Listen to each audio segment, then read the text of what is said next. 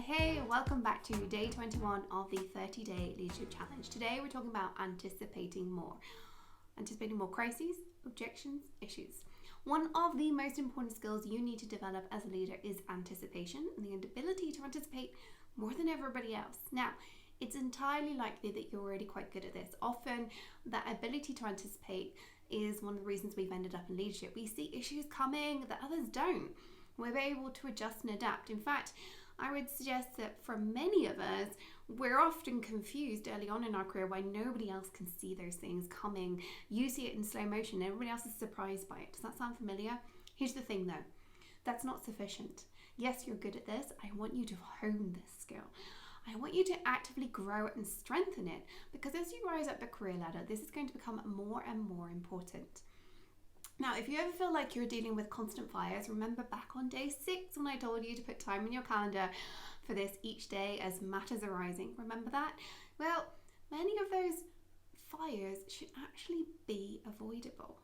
Part of your job as a leader and part of what will get you further faster and create more impact and do great things is being able to anticipate more and therefore have fewer of those things coming up each day.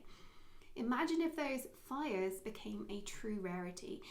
Now, if you put 2 hours a day in your calendar, like I told you to back on day 6 for those matters arising, how would it feel to get that down to just 1 hour? How would it feel to eventually just have 15 minutes to check in with things? Of course, there are going to be things come up from time to time, but I want them to become a rarity instead of the daily that the majority of the corporate world has to deal with. If that sounds good, maybe too good to be true, then this lesson is for you, because a lot of this is about anticipation. And as with all anticipation and all leadership traits, put in place a process and best practice based on what you know that eliminates a lot of those, quite frankly, unnecessary matters arising or bonfires. But to do that, you need to actively work, develop, and strengthen that anticipation muscle, because like any muscle, if it's not used, it withers and becomes a little bit useless.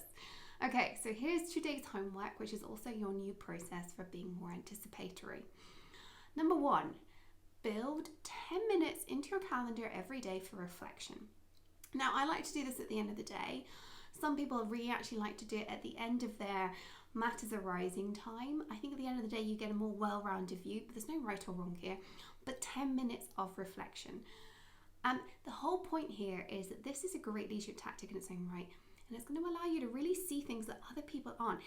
If you just give yourself 10 minutes and you say, all I'm doing for the next 10 minutes is thinking through what happened today, you are going to see things that people who don't do that aren't going to see because they don't pause enough to see it.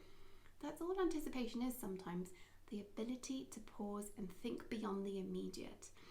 And step number 2, put in place a set of questions to ask yourself. Very, very simply. What went well? What didn't go so well? What could have been done differently so things could have gone better? What could have been put in place that means this would not have happened at all? And my favorite, what one thing do I need my team to be doing differently to make everything else easier? If you ask yourself those 5 questions every single day, put them in a calendar entry at the end of your working day. That's what I love to do. I have that even for my own business. I ask myself those 5 questions every single day. And if you do that, your anticipatory ability is going to skyrocket. You are going to stop having so many fires. You're going to have to be quite strategic about when you're going to implement things to reduce those daily uprisings, whatever you want to call them. So, think about that. But you are going to be identifying things that are going to make everything else easier. Now, I could spend a lot more time on this reflection piece, but this is a great place to start.